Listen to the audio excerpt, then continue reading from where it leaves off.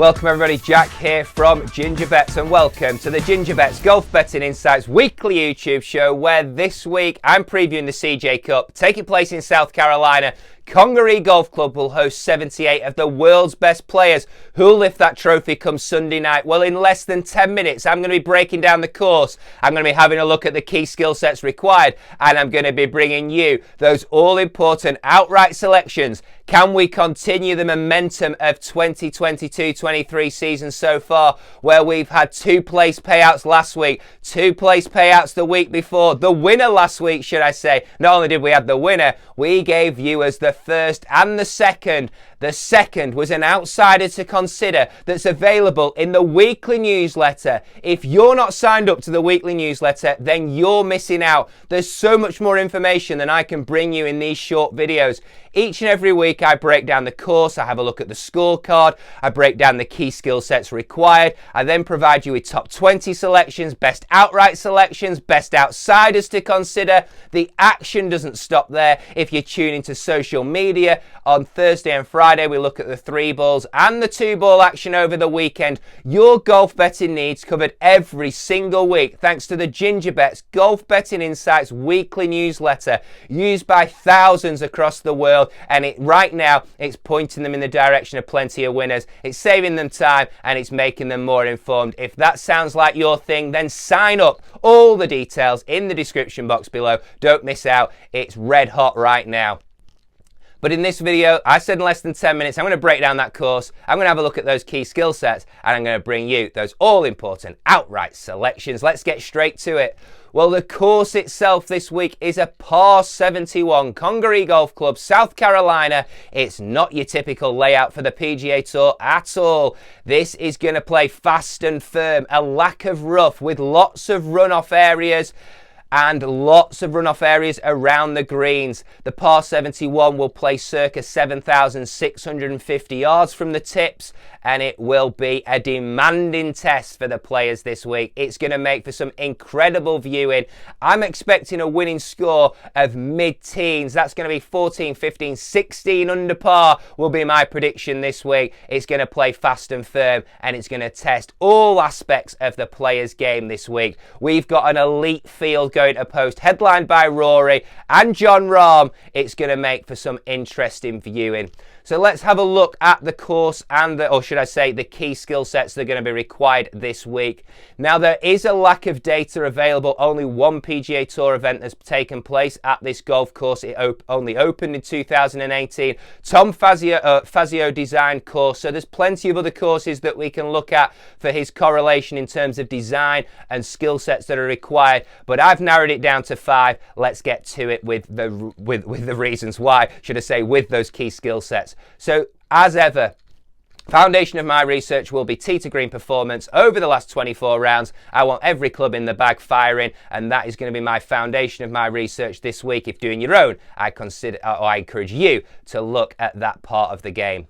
Second up, I want to look at strokes gained off the tee. It's a super long course, and I believe that gaining strokes off the tee will take pressure off the approach play and then free up that game and allow you to have a better chance of success. So I want players who consistently gain strokes off the tee in my portfolio this week. I then want to look at strokes gained approach from 175 yards and greater out. Why? This is a super long course, 7,650 yards for a par 71. That means only 3 par 5s. This is super long. Lots of long par 4s where players are going to have approach shots of above 175 yards and further out. So I want elite level long iron players in my portfolio. All 3 of my picks this week have got that in abundance. So stay tuned. They're coming your way in the next 3, 4, 5 minutes.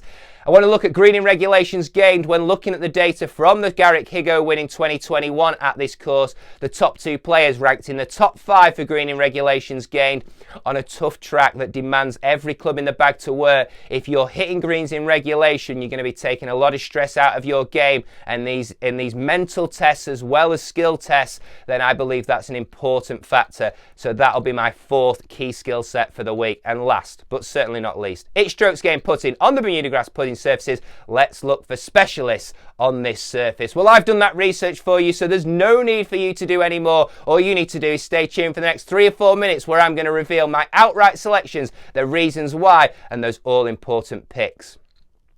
So headlining the portfolio for the week for me is a player that I believe will be highly motivated. He had a disappointing 2022 season so far, or 2022 calendar year, but he'll be really keen on changing that at the kickstart of the 2022-23 season. He comes here off the back of a superb President's Cup performance, and his stats are really in his favour.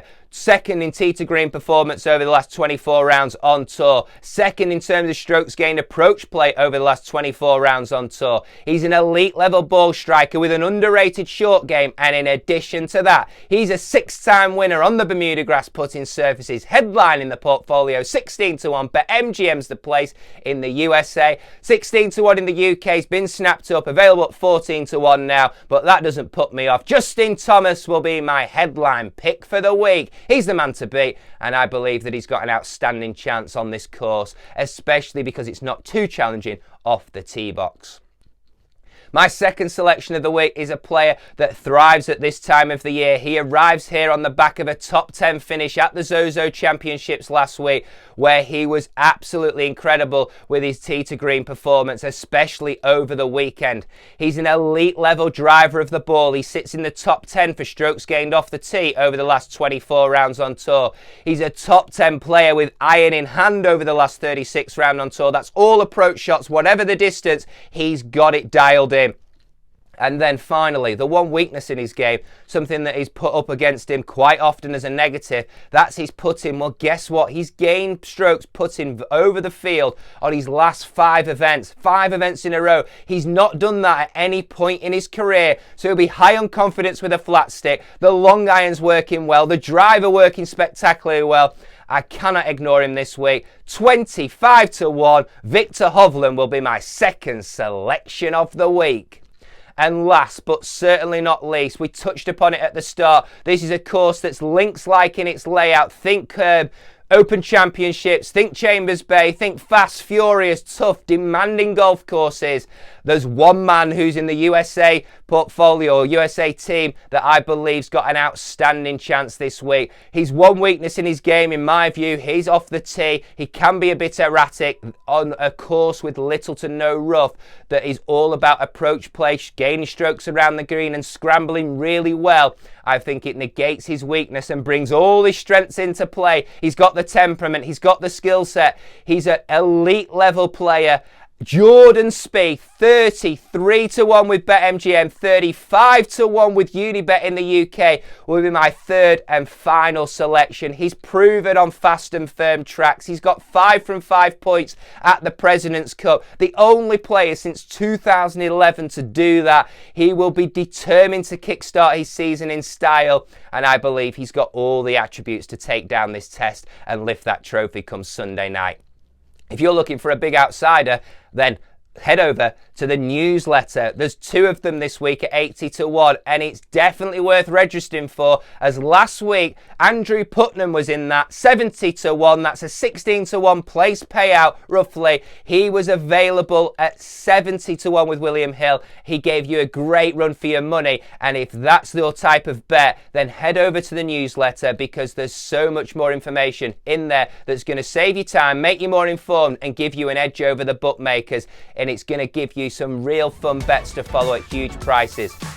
Good luck with all your selections this week. Thank you very much for tuning in, and I'll be back next week. Bye from me.